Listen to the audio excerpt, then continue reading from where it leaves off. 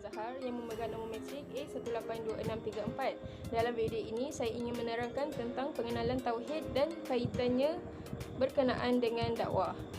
Tauhid berasal daripada perkataan wahid, iaitu satu. Oleh itu, kita haruslah mempercayai bahawa Allah Subhanahu Wa Taala adalah Tuhan yang satu, serta sebagai Tuhan yang layak disembah oleh seluruh makhluk ciptaannya. Hanya agama Islam sahaja yang merupakan agama yang benar, dan agama kepercayaan lain diyakini salah. Dalam akidah Islam, seseorang yang bukan Islam akan dimasukkan ke dalam neraka. Apa itu neraka? Neraka ini adalah satu tempat yang sangat dahsyat serta tidak sesuai untuk orang yang beriman. Maka inilah asas kepada dakwah.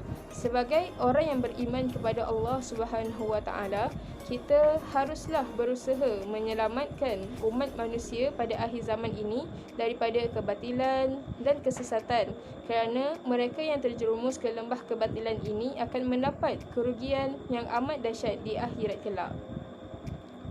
Tanggungjawab ini merupakan satu amanah kepada umat Islam yang ada pengetahuan dan kesedaran tentang agama. Bila kita mengetahui sesuatu perkara, kita haruslah menyampaikan kepada orang lain dan orang yang tidak tahu mengenainya, dan berusaha menarik dan mengajak mereka ke arah jalan yang benar. Menarik serta menyelamatkan manusia ini merupakan suatu perkara yang boleh diterima oleh akal fikiran kita sebagai seorang manusia. Sebagai contoh, apabila ada orang yang ingin membunuh diri, kita haruslah berusaha untuk menyelamatkannya daripada membunuh diri itu dengan apa cara sekalipun, kerana dia tidak mengetahui dan mensia-siakan peluang yang Allah beri kepadanya. Oleh itu, kita mestilah berusaha dengan sebaik mungkin dalam misi dakwah ini untuk menyelamatkan manusia daripada kesesatan. Inilah tugas kita sebagai umat Nabi Muhammad SAW, iaitu meneruskan dakwah baginda dalam menyelamatkan umat manusia pada akhir zaman ini.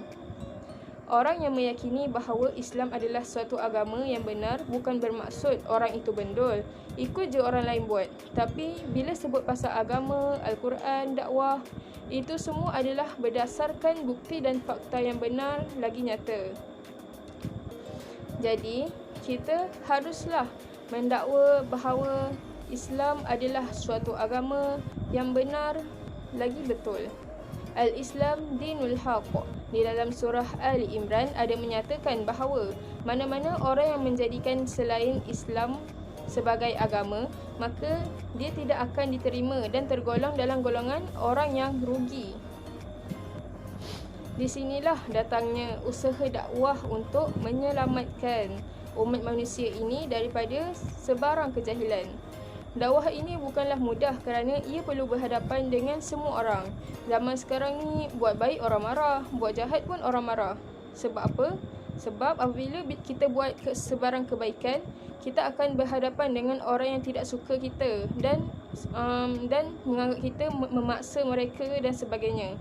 Dicaci, dicemuh itu merupakan suatu perkara yang biasa dan menjadi realiti bagi seorang pendakwah. Dakwah ini sangat memerlukan keyakinan yang sangat mendalam.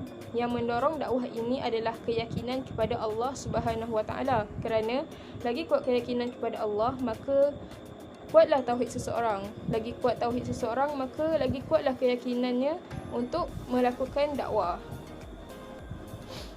Orang yang belajar tauhid tetapi tidak yakin dengan Islam, ini adalah satu masalah yang sangat besar, kerana kita bukan hanya belajar untuk Allah dan Nabi Muhammad SAW, tapi kita belajar tauhid ni adalah untuk memastikan bagaimana orang lain turut menerima agama yang kita bawa.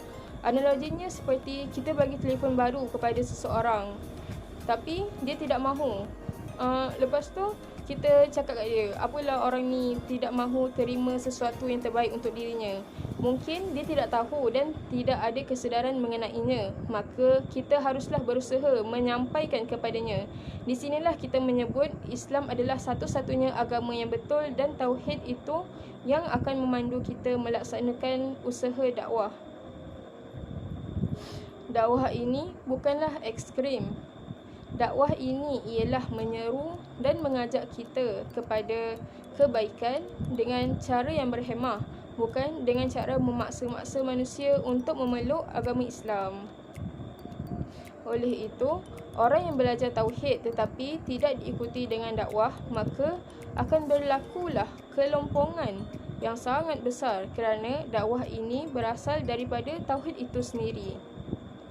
Sebagai kesimpulannya, tauhid dan dakwah berpisah tiada, dan agama Islam mestilah menjadi agama yang kita anuti, dan kita haruslah berusaha sedaya upaya untuk menyelamatkan manusia pada akhir zaman ini.